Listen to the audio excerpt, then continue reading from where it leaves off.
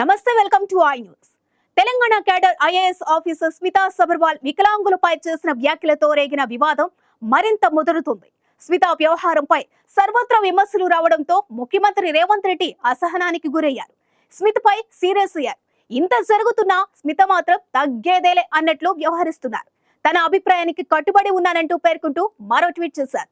ఈసారి మరింత ఘాటుగా స్పందించారు. దీంతో స్మితను వ్యతిరేకిస్తున్న వారు కూడా అదే రేంజ్ లో మండిపడుతున్నారు.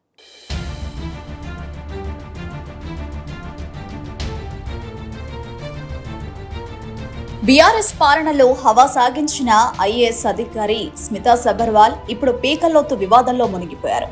సివిల్ సర్వీస్ ఎంపికల్లో వికలాంగులకు ప్రత్యేక కోటాను ఏర్పాటు చేయడాన్ని స్మిత మొదటి ట్వీట్లో తప్పుపట్టారు.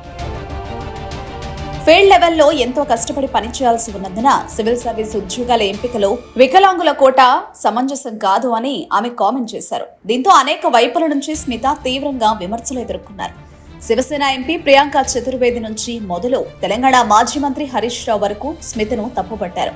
హైదరాబాద్ కు చెందిన సివిల్ సర్వీస్ అభ్యర్థులకు శిక్షణ ఇచ్చే బాలలత చాలా ఘాటుగా రియాక్ట్ అయ్యారు. స్మిత క్షమాపణ చెప్పకుంటే ఆమరణ నిరాహార దీక్ష చేస్తానంటూ హెచ్చరించారు. స్మితపై చర్యలు తీసుకోవాలంటూ అనేక మంది కేంద్ర ప్రభుత్వానికి, రాష్ట్ర ప్రభుత్వానికి ఫిర్యాదులు చేశారు. పలు పోలీస్ స్టేషన్లో స్మితపై కేసులు కూడా పెట్టారు. Rights of persons with disabilities act 2016 కింద స్మితపై చర్యలు తీసుకోవాలని పలువురు డిమాండ్ చేస్తున్నారు.